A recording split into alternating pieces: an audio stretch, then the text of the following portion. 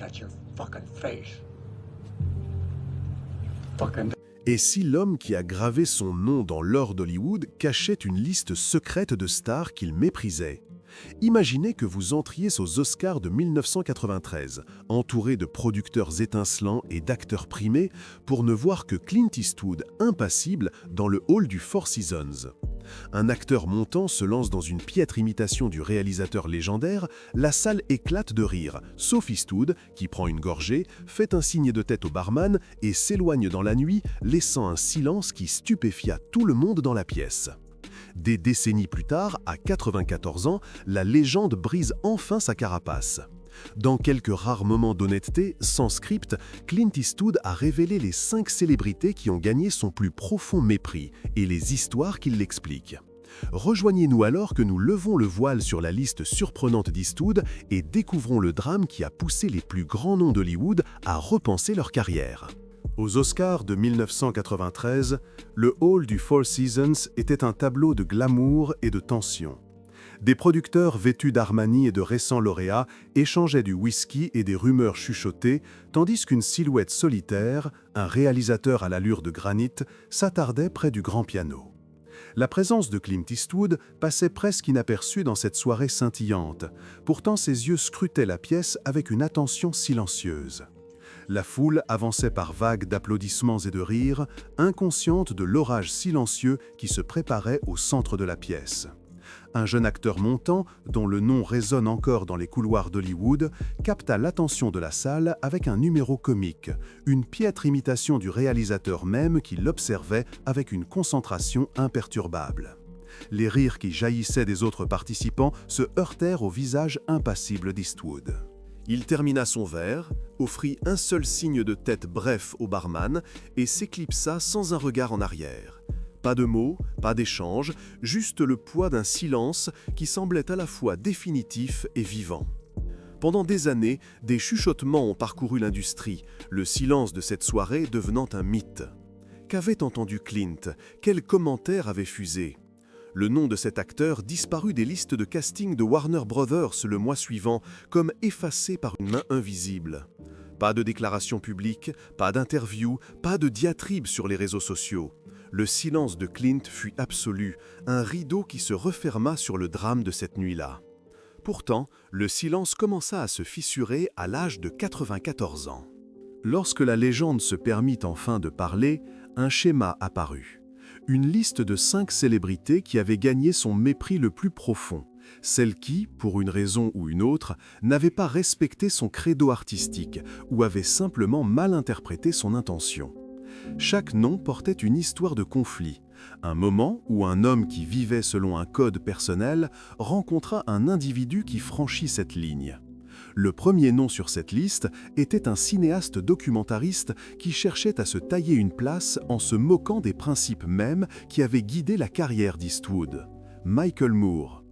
La tension entre eux était palpable, un courant sous-jacent qui avait commencé à enfler à mesure que les documentaires de Moore faisaient la une. La scène des National Board of Review Awards en 2005 devint le théâtre d'une confrontation qui allait définir leur relation. Clint Eastwood monta au podium et, avec l'aplomb d'un homme qui avait déjà vu les guerres du monde, prononça une phrase qui résonna dans toute la salle. « Michael Moore et moi avons en fait beaucoup en commun.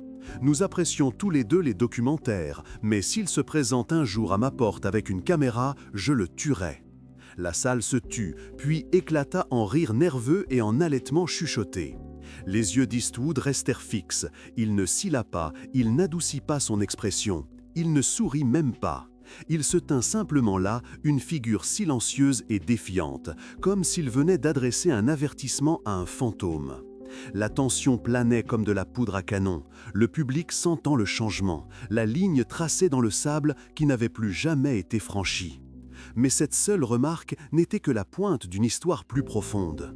Le travail de Michael Moore était devenu un paratonnerre pour la controverse. Son documentaire de 2004, Fahrenheit 9/11, était une critique acerbe de la gestion de la guerre post-11 septembre par l'administration Bush. Il a remporté des prix, fait couler beaucoup d'encre et attiré la colère de ceux qui estimaient que le film trahissait le patriotisme américain. Pour Eastwood, qui avait grandi en admirant le sacrifice silencieux des héros de la Seconde Guerre mondiale, le travail de Moore ressemblait à un coup bas enveloppé d'autopromotion. Ce n'était pas de la critique, c'était de la trahison. Cela toucha une corde sensible dans le cœur d'un homme qui venait de terminer la réalisation de $1 Million Baby et était sur le point de sortir Mémoire de nos pères, un film qui explorait l'identité américaine, le sacrifice et la douleur, non pour les gros titres, mais pour l'histoire. La réponse d'Eastwood à Moore ne fut pas une condamnation publique immédiate, mais une distance silencieuse et calculée. La carrière du réalisateur prit un tournant vers des projets qui célébraient la dignité tranquille de l'expérience américaine, un contrepoint au sensationnalisme de Moore. Les propres films d'Eastwood, d'Impitoyable à American Sniper, abordaient les thèmes de la complexité morale, des coûts de la violence et de la fragilité humaine de ceux qui portent le poids de la conscience d'une nation. En revanche, les documentaires de Moore se concentraient plus vivement sur l'exposition des injustices perçues, souvent au détriment de la nuance. En coulisses, les deux hommes semblaient partager un respect qui était, au mieux, à contre-cœur. Le monde du cinéma est un monde où l'admiration mutuelle peut coexister avec une féroce rivalité. Pourtant, pour Eastwood, la ligne ne devait jamais être franchie. C'était un homme qui vivait selon un code, un credo personnel qui valorisait l'intégrité et la retenue. Lorsqu'un critique aux yeux du public semblait attaquer ce code, que ce soit par une blague irrévérencieuse ou un documentaire cinglant, Eastwood répondit non pas par une série de déclarations publiques, mais par un silence tranquille et résolu qui disait « Je ne vous laisserai pas ternir ce que j'ai bâti ». Le public quitta cette nuit-là avec une nouvelle compréhension de la force tranquille qui gouvernait la carrière d'Eastwood. Il n'était plus seulement un réalisateur ou un acteur, il était le gardien d'une certaine architecture morale, un homme qui ne laisserait pas ses principes être bafoués par quiconque ne comprendrait pas leur poids.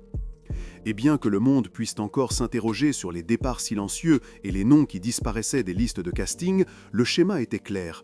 Eastwood ne pardonnerait pas à ceux qui l'insultaient, manquaient de respect à sa vision ou pensaient qu'il avait oublié son propre code. Il les retirerait tranquillement, froidement et de manière permanente du récit de sa vie, permettant à leur présence de n'être plus qu'un souvenir plutôt qu'une réalité. Les yeux de Clint se plissèrent, non pas vers le scintillement d'une caméra, mais vers l'idée même que son travail était utilisé comme un accessoire dans l'argumentation d'un autre. Lorsque les documentaires de Michael Moore commencèrent à apparaître sur toutes les chaînes, Eastwood les considéra comme une moquerie des histoires qu'il avait passé des décennies à raconter sur pellicule. Le silence du réalisateur était délibéré. Il préférait effacer l'écho de la critique plutôt que de l'amplifier. Mais Moore ne fut pas le seul à s'opposer à sa tranquille résolution. L'étincelle suivante vint d'un cinéaste qui croyait au pouvoir de la provocation. Le film de Spike Lee de 2008, Un combat sur l'histoire, s'en était pris au film de Clint Eastwood, Mémoire de nos pères et Lettre d'Iwo Jima, l'accusant de blanchir le récit et de passer sous silence les Marines noirs qui avaient combattu sur l'île. Les accusations de Lee étaient directes. « On ne peut pas ignorer ces hommes », déclara-t-il, invitant les spectateurs à reconsidérer l'absence de représentation dans l'ensemble des deux films. Il a présenté l'omission comme une trahison, un échec à reconnaître tout l'éventail des sacrifices qui définissaient l'expérience américaine. Eastwood, qui avait toujours préféré séparer son art du spectacle public, fut exaspéré. Il ne répondit pas par des interviews mesurées ou des déclarations diplomatiques. Au lieu de cela, il répliqua d'une voix qui ressemblait plus à un avertissement de la frontière qu'à une réponse d'un vétéran d'Hollywood. « Un type comme toi devrait la fermer », dit-il. Une phrase qui était à la fois un refus d'engager le dialogue et une déclaration de son propre mépris pour ce qu'il considérait comme une intrusion excessive dans son territoire artistique.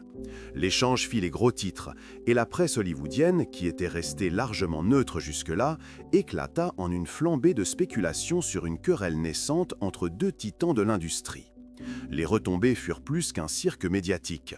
À la suite de la dispute, d'autres acteurs et réalisateurs ont donné leur avis.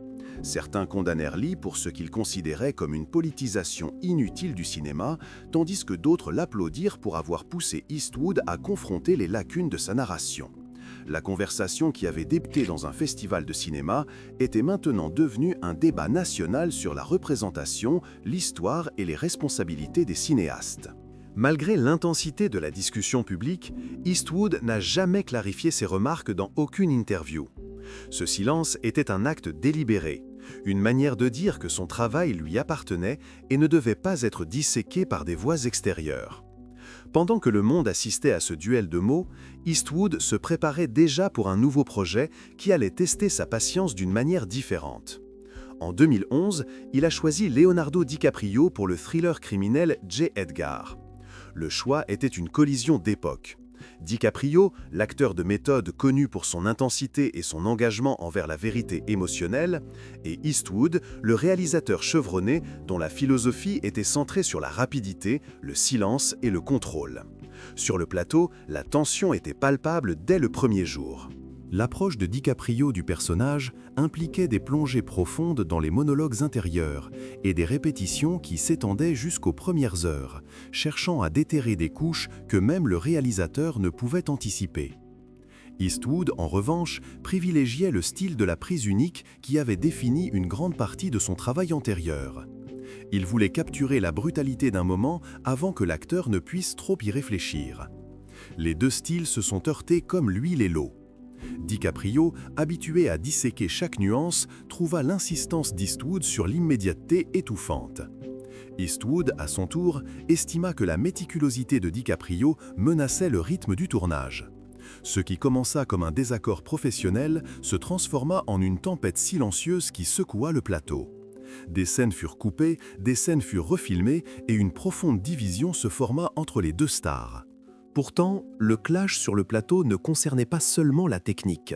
C'était une confrontation entre deux philosophies de réalisation cinématographique. Eastwood croyait que le cinéma devait être un reflet honnête de la condition humaine, dépouillé de tout artifice inutile. Il faisait confiance à ses acteurs pour apporter leur propre vérité à l'écran, sans directive constante. DiCaprio, cependant, estimait que le seul moyen d'atteindre cette vérité était une préparation exhaustive, un jeu de méthode qui exigeait l'empathie du public et la patience du réalisateur. La friction qui surgit concernait moins le métier que la manière dont chaque homme définissait l'authenticité. Le drame entre Eastwood et DiCaprio, cependant, n'atteignit jamais le niveau de tollé public que l'incident avec Spike Lee avait provoqué. Le silence du réalisateur prévalut une fois de plus, sa désapprobation exprimée par un contrôle strict du plateau plutôt que par une déclaration télévisée. Le public qui assistait à la sortie du film ne pouvait pas voir les courants sous-jacents, mais ceux qui travaillaient aux côtés d'Eastwood pouvaient sentir l'onde de choc de sa décision de garder ses frustrations privées. Ce modèle de représailles silencieuses devint une marque de fabrique de la carrière d'Eastwood. Il ne se laisserait pas entraîner dans des querelles publiques. Il utiliserait plutôt son influence et son autorité pour éloigner discrètement la source de discorde de sa sphère. Le schéma de confrontation et de retrait silencieux ne se limitait pas aux réalisateurs ou aux acteurs. Dans l'industrie au sens large, la réputation d'Eastwood comme effaceur silencieux grandit. Les collègues qui se trouvaient en désaccord avec sa vision intransigeante se retrouvaient souvent mis de côté, remplacés ou simplement absents des projets auxquels ils avaient autrefois contribué. Pour ceux qui osaient le défier, les conséquences étaient claires. Le film, le budget et parfois même leur carrière pouvaient être anéantis par une seule décision. L'industrie commença à comprendre que le code d'Eastwood n'était pas seulement une philosophie personnelle, mais une entité vivante et respirante qui gouvernait chacun de ses mouvements. Ainsi, le récit des relations de Clint Eastwood avec les personnes qui se sont dressées sur son chemin devint une histoire de pouvoir, d'art et des règles tacites qui régissent le monde du cinéma. Il bâtit une carrière sur une autorité tranquille, choisissant d'effacer la dissidence plutôt que de l'amplifier. Ses réactions à Michael Moore, Spike Lee et Leonardo DiCaprio n'étaient pas de simples réactions. Elles étaient des prolongements d'une conviction plus profonde selon laquelle les histoires qu'il racontait devaient rester fidèles à sa vision, non altérées par le bruit extérieur. Le résultat fut un héritage à la fois admiré et craint, un témoignage d'un homme qui préférait le silence de son propre esprit au tumulte de l'œil public. En fin de compte, la chose la plus puissante dans l'approche d'Eastwood n'était pas les controverses elles-mêmes, mais la façon dont il choisissait de les gérer. Il ne laissait pas la critique éroder son travail, il la laissait sculpter une focalisation plus nette sur l'essence de sa narration. Ceux qui travaillaient avec lui apprirent que dans son monde, le silence n'était pas l'absence de son, mais une stratégie délibérée pour protéger l'intégrité de son art. Le nom du réalisateur devint synonyme de ce pouvoir silencieux, et l'industrie, à sa manière, respecta les limites qu'il fixait. À travers ces épisodes, les documentaires de Moore, les accusations de Lee, le jeu de méthode de DiCaprio, Eastwood continua de cimenter sa place non seulement en tant que cinéaste, mais aussi en tant qu'icône de silence inflexible et de principes inébranlables. Lorsque les caméras commencèrent à tourner pour le chapitre suivant de sa carrière, le plateau du studio sembla plus froid que les rues poussiéreuses des villes de l'Ouest qu'Eastwood avait si souvent dépeintes. La costard, qui allait devenir le centre de ce champ de bataille silencieux, n'était autre qu'une figure qui partageait la même gravité à l'écran qu'Eastwood. Un homme dont la présence égalait celle du réalisateur, qui pouvait tenir sa place dans une ligne de dialogue et dont la réputation était bâtie sur le même mélange d'aplomb robuste et de profondeur tacite. Ils se rencontrèrent pour la première fois sur le plateau d'un drame vaste, axé sur les personnages, qui allaient tester leurs deux limites. Eastwood, fidèle à lui-même, dirigeait le plateau dans un silence tel que le son d'une seule goutte aurait semblé un coup de tonnerre. Il passait d'une prise à l'autre avec une précision calme, presque clinique, qui laissait peu de place à l'improvisation. La costard, habituée à une approche plus collaborative, se trouva plongée dans un monde où chaque geste et chaque pose étaient prémédités, où la parole du réalisateur avait le poids de la finalité. Les premiers jours furent marqués par une danse subtile. Le silence d'Eastwood n'était pas un signe de dédain. C'était un bouclier intentionnel, une prise de distance délibérée qui lui permettait de se concentrer sur l'art sans distraction. La costard, cependant, sentit la barrière invisible et ressentit la frustration de ne pas pouvoir participer au processus créatif. Les conversations étaient brèves, les réponses rapides, et il y avait un sentiment indéniable que la vision du réalisateur était filtrée à travers une grille de fer. Pourtant, au sein de cet environnement austère, la costard commença à percevoir les fissures dans le mythe de l'invincibilité d'Eastwood. Il observa la façon dont le réalisateur redirigeait discrètement une scène, comment il criait « coupez », puis immédiatement « on passe à autre chose », ne laissant aucune place au débat. Cette méthodologie silencieuse, bien qu'efficace, laissait à la costard le sentiment d'être un simple accessoire, son talent réduit à une ligne qui devait s'intégrer dans un cadre plus vaste. Ce fut un soir tard, après un tournage épuisant, que la tension trouva sa voie. La costard, fatiguée et endolorie, s'approcha de la caravane d'Eastwood pour un mot rapide. Eastwood était à l'intérieur, son visage un masque de concentration alors qu'il éditait une prise. La costard s'éclaircit la gorge, tentant de briser le silence qui avait longtemps défini leur relation. « Je pense qu'on pourrait explorer cette réplique un peu plus », suggéra-t-il, sa voix ferme mais empreinte d'urgence. Eastwood, imperturbable, le regarda, ses yeux reflétant une lueur d'irritation.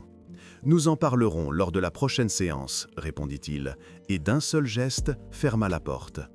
Le lendemain, une nouvelle routine émergea. Eastwood commença à inviter la costard dans sa salle de montage privée, non pas pour discuter du script, mais pour observer. Il mettait en pause une scène, puis disait simplement « Regardez comment je coupe ». La costard observa la méthode du réalisateur se déployer, plan coupé pour le rythme, dialogue raccourci pour l'impact. Il réalisa que l'autorité silencieuse du réalisateur n'était pas un acte de mépris, mais une approche disciplinée de la narration. Pourtant, à mesure que les jours se transformaient en semaines, la frustration de la costard grandissait. Il fut amené à se demander pourquoi ses interprétations d'un personnage n'étaient pas écoutées, pourquoi ses contributions semblaient être supplantées par un script déjà rigidement établi. Au milieu de cette dissonance croissante, le studio décida de filmer une interview promotionnelle pour la sortie prochaine. Eastwood, toujours le maître du silence, accepta une brève séance devant la caméra. La costard, dans son rôle, fut invitée à répondre à une question sur le cœur thématique du film. Il s'avança, prêt à partager ses idées. La question de l'intervieweur « Que dit ce film sur la résilience humaine ?» semblait anodine, mais la costard sentit le poids du moment. Il commença à parler, tissant un récit qui soulignait les luttes intérieures des personnages, les subtiles nuances du script et la profondeur émotionnelle qu'il croyait que le film véhiculait. Ces mots, cependant, ne suffirent pas. L'instant d'après, Eastwood se pencha en avant, la mâchoire serrée, et parla sans regarder la caméra. « C'est une histoire de choix, dit-il, sa voix basse et délibérée. » La costard ressentit la vive piqûre d'être éclipsée, un silence qui ne pouvait plus être ignoré. Le moment inoubliable arriva lors de la première du film, où le public était silencieux, les projecteurs braqués sur les stars. La costard devait recevoir un prix pour sa performance. Alors qu'il montait sur scène, les applaudissements s'amplifièrent, et les applaudissements furent un rugissement qui résonna dans tout le théâtre. Il accepta le prix avec un sourire gracieux, ses yeux rencontrant brièvement ceux d'Eastwood qui se tenaient en coulisses. Le visage du réalisateur était impénétrable, mais lorsque l'animateur demanda « Comment décririez-vous votre collaboration avec M. Eastwood ?», la costard répondit d'un ton calme et mesuré, reconnaissant la vision disciplinée du réalisateur. Eastwood, cependant, se contenta d'acquiescer, offrant un sourire faible, presque imperceptible, qui traduisait un mélange d'approbation et d'avertissement silencieux. Après la cérémonie, les bavardages en coulisses s'intensifièrent. La costard se retrouva entourée de journalistes, chacun désireux d'en savoir plus sur la dynamique entre lui et Eastwood. Il refusa de s'étendre sur les détails, reconnaissant que la préférence du réalisateur pour le silence ne livrerait aucune révélation. La frustration de la costard se transforma en une résolution tranquille. Il décida de poursuivre les leçons qu'il avait apprises, à la fois de la précision méticuleuse du réalisateur et de son propre besoin d'expression créative. Dans les mois qui suivirent, il commença à se forger une niche indépendante, mais respectueuse de l'héritage qu'il avait partagé avec Eastwood. Pendant ce temps, Eastwood maintint son silence caractéristique. Il ne fit aucune déclaration, ne s'engagea dans aucune querelle publique. Il laissa le silence parler pour lui, un dernier mot qui, à sa manière, avait plus de poids que n'importe quelle excuse prononcée. Il continua de réaliser, de choisir des projets qui lui permettaient de maintenir son contrôle artistique. Les initiés de l'industrie, cependant, prirent note du schéma. Une confrontation silencieuse semblait être la seule monnaie qui pouvait influencer la réputation d'Eastwood. Ses collègues, Leonardo DiCaprio, Seth Rogen, Michael Moore, Spike Lee et même la costard, furent tous entraînés dans un récit qui célébrait la retenue plutôt que la rhétorique. Ainsi, la querelle silencieuse avec la costard devint un autre chapitre de la saga d'Eastwood. C'était l'histoire d'un égal qui pouvait rivaliser avec la stature du réalisateur. Une histoire qui se déroula non pas par des mots, mais par l'espace entre eux. En fin de compte, le silence du réalisateur, son refus inébranlable de s'engager dans le bruit, devint son message le plus durable. Le parcours de la costard, de la frustration à l'acceptation, faisait écho à l'éthos même qui définissait la carrière d'Eastwood. Une quête incessante de l'art, tempérée par la sagesse que, parfois, les conversations les plus profondes se déroulent sans un seul mot. Impitoyable arriva sur le terrain du studio comme une tempête silencieuse, ses éperons poussiéreux et son soleil tamisé promettant une nouvelle approche du mythe du western. C'était la première fois depuis des années que Clint Eastwood ouvrait une porte à un collaborateur qui pouvait rivaliser avec sa propre légende. John Ackman, dont la carrière s'était construite sur un esprit vif et une volonté de repousser les limites, entra dans le cadre à la fois comme égal et comme faire-valoir. Leur partenariat semblait promettre un feu d'artifice cinématographique, mais le plateau révéla rapidement la tension qui allait définir l'héritage du film. Ackman portait une réputation faite pour moitié de génie, pour moitié d'imprévisibilité. Dans les années 1960 et 80, il avait brisé les archétypes, passant de la menace silencieuse de French Connection à la vulnérabilité brute de la famille Tenenbaum. Les réalisateurs avaient appris à le garder près du scénario, mais c'était son propre feu qui en faisait une présence difficile mais irrésistible.